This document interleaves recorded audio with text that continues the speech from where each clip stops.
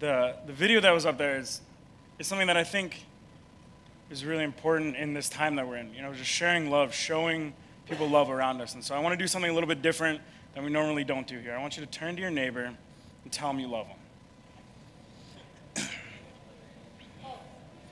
Go ahead and do your other neighbor too. Just spread the love, share the love.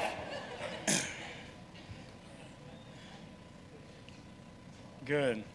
So that might have been really weird for some of you, vocalizing your love for somebody you don't really know. But other people, that might have been real comfortable. Like, you're just like, I love everybody. It doesn't matter who they are. Today I want to talk about that aspect, the weird side of love, right? In our language, the word love can mean anything from loving ice cream to loving your spouse. And you're left with looking at the context of the sentence to figure out what is going on, what kind of love is being used. The Greeks figured this out because they had 5 words for love. Everything from self-love to the love a couple develops over a lifetime, which I think is so dope. That's such a cool word. To the love that you have for God and God has for you. And so today I want to go through and look at this concept of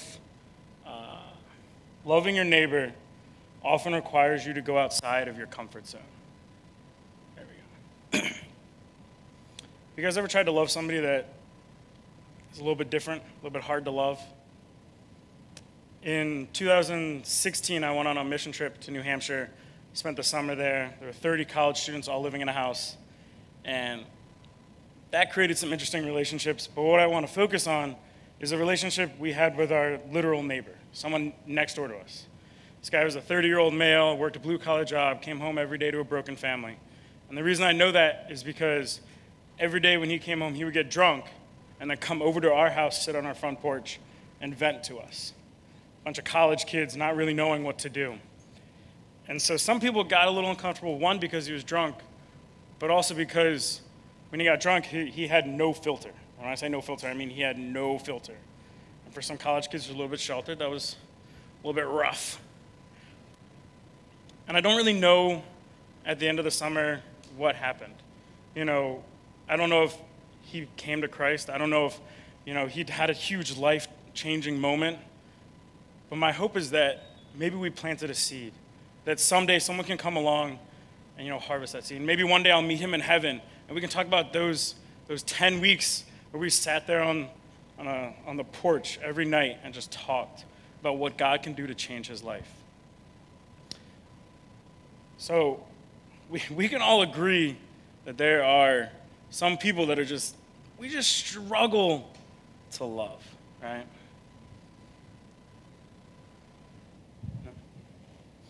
In our text today, we're going to be looking at an encounter Jesus had with somebody who at the time would be different, would be cast aside, would be someone that he would struggle to love. So if you could open your Bibles with me to Matthew 8, we're going to start in verse 1, and we're going to go to verse 4. So starting in verse 1, it says, "When he came down from the mountain, a great crowd followed him. And behold, a leper came to him and knelt before him, saying, 'Lord, if you will, make me clean.' And Jesus stretched out his hand and touched him, saying, 'I will be clean.' And immediately his leprosy was cleansed. And Jesus said to him, 'See that you say nothing to anyone, but go, show yourself to the priests, and offer the gift that Moses commanded for proof to them.'" So this passage opens up with Jesus walking down from a mountain, which is where the Sermon on the Mount comes. That's where the Sermon on the Mount is, or the Beatitudes. So it's right after that, and there's a huge crowd following him. And a leper comes up to him. And so I want you guys to understand what leprosy was like at this time. Leprosy is a highly contagious disease that affects your skin and your nerves. You get skin lesions, and you start to lose feeling in your arms and legs. But besides the physical aspect, there's also the cultural aspect. People with leprosy were named unclean, which meant they couldn't go to a temple, which means they couldn't learn about God. They couldn't offer sacrifices. They couldn't interact with anything religious. They were cast outside of their village or their city where they were living, and they weren't allowed to have physical contact with anyone, or else that person would also be named unclean. So this leper was a broken man. He cast aside, banished, named unclean, pushed away. He saw Jesus coming down this mountain and saw his way out of being unclean. He saw his way back into normal society and being able to go and see, God at the temple. So he went to Jesus and fell on his knees. And Jesus at that time had every right to not only ignore this man, but run away from him. But instead, in front of all of the people that are with him, he did the exact opposite. He reached out his hand, touched this man, and cleansed him. Because Jesus understood that unconditional love sometimes means pushing past cultural norms. Jesus understood, like we do as Christians, that there is so much more than cultural norms. What we should be focusing on is our end game, heaven, right? We shouldn't be worrying about what is going on here on earth. We shouldn't be worrying about the fears of cultural norms. We shouldn't be worrying about the fears of what society tells us. The next thing I want you guys to understand is that without God, you can't have this unconditional love. You can't love unconditionally. The greatest, example for us as Christians for unconditional love is Jesus dying on the cross. And if I asked you to think of one person that you'd be willing to die on the cross just like Jesus did, you could probably think of at least one person. But would you be willing to do that for someone in Seattle, a homeless man in Seattle who you've never met, maybe is not going anywhere in life? Would you be willing to lay down your life like Jesus did to love on someone like that? And a lot of us, our answer is probably no, if we're being honest. But that's okay. We're not Jesus. We're not supposed to be doing we're not able to do what Jesus did. We're human. The only way we can truly love unconditionally and try and get as close as we can to that sacrifice is by falling on our knees in front of Jesus and just being like, God, I can't do this. I need your help to love these people. I want you guys to take a second and think about a relationship you've had in the past. The start of a relationship you've had in the past. Just think about first couple months. Everything's sunshine, rainbows, not caring the world. Person can't do anything wrong. They have no flaws. Everything is great. Then what happens? Have your first fight. Things start going downhill. You realize that person, they do have a couple things that they get me. And that person is a person you choose to love. And you end up there. How much harder is it to love somebody who is different, who is an outcast, who we don't want to love? We can't do this without God on our side. We can't do this without God being with us and helping us love people around us. Do you guys know, or you guys heard about the missionary that died recently, John Allen Chow? He was killed on an island called North Sentinel off the coast of India. I was looking at articles of this guy, and people are just calling him idiotic, crazy. There's no reason he should have gone to where he did.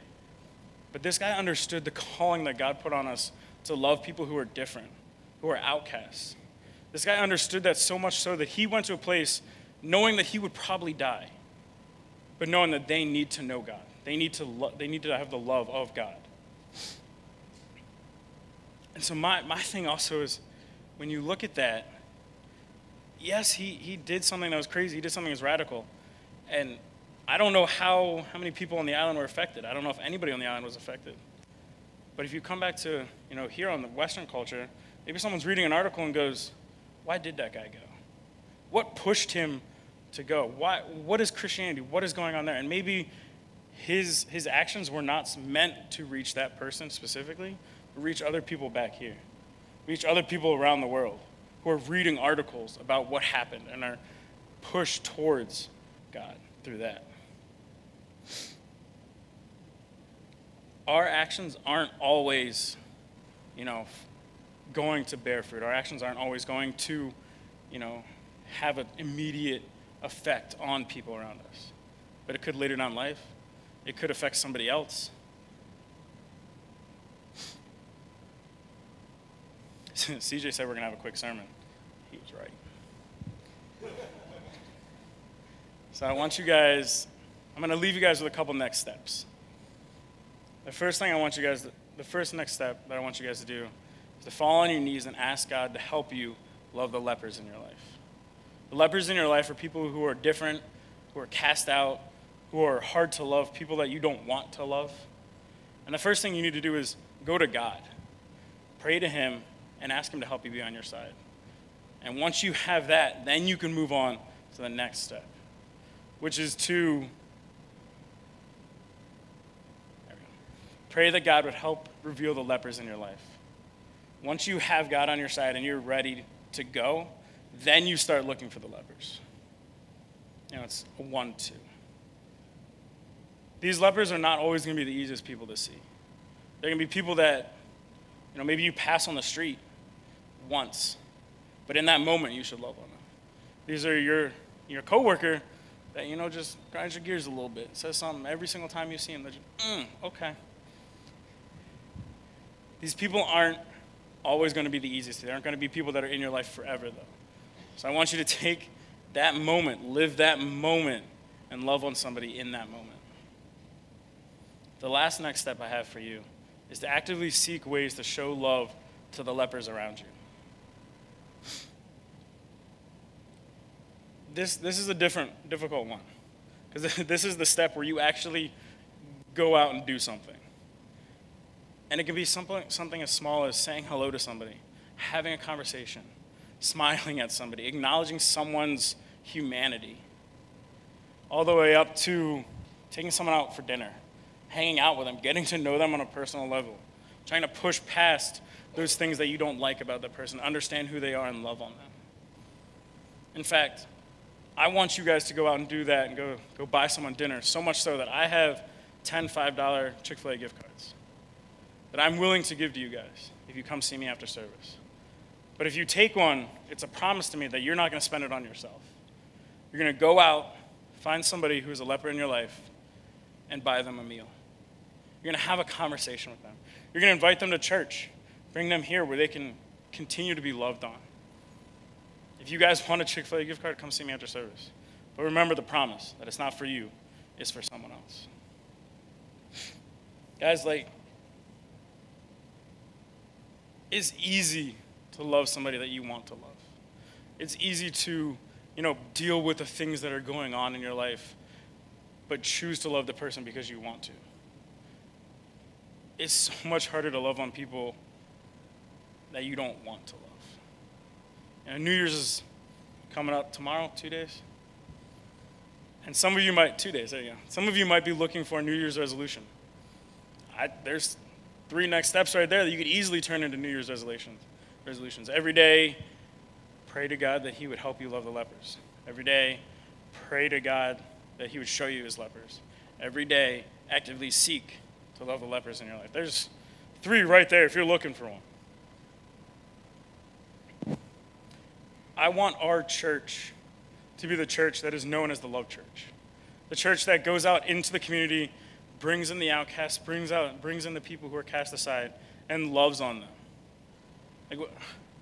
We talk about how we want to affect the community, how we want to love on the community. What if we did that? What if every day, every Sunday, you come in here, and there's people you've never seen before because everyone's bringing in someone new? What if we double our numbers because everyone's bringing in somebody new, and we just are loving on people in our community and caring for people in our community? How much more would the kingdom grow if we all took a step in the right direction and just loved on someone? So as the band comes up, I want you guys to not let this moment pass if God's talked to you. If God spoke to you, touched your heart in any way, you want to talk to somebody, there'll be people up front that you can come and talk to. You can sit in your seat and pray there, but don't let this moment pass. If something that I said touched you, if God came down and touched your heart, just don't let this moment pass. Act in this moment. Do something about it.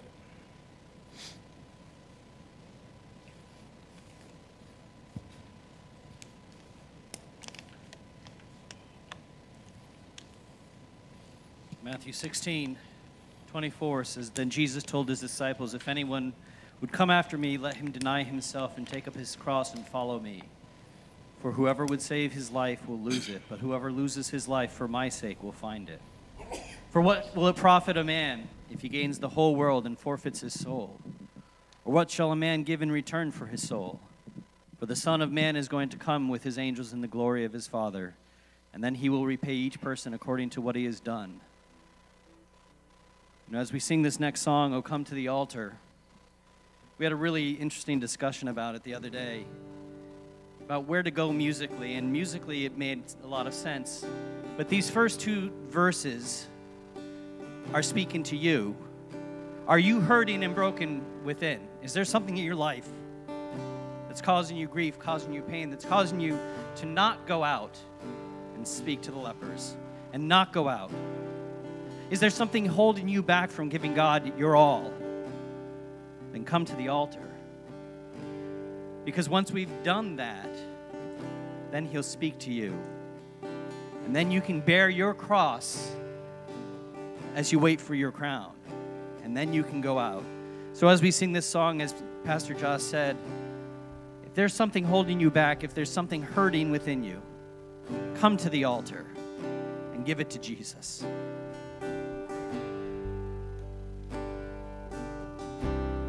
Let's all stand. Are you hurting and broken within?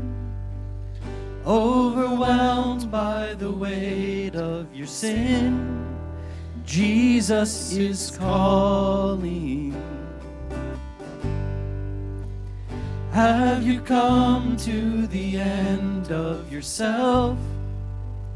Do you thirst for a drink from the well? Jesus is calling.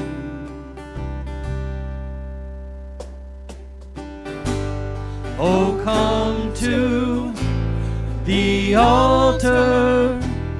The Father's arms are open wide. Forgiveness was bought with the precious blood of Jesus Christ.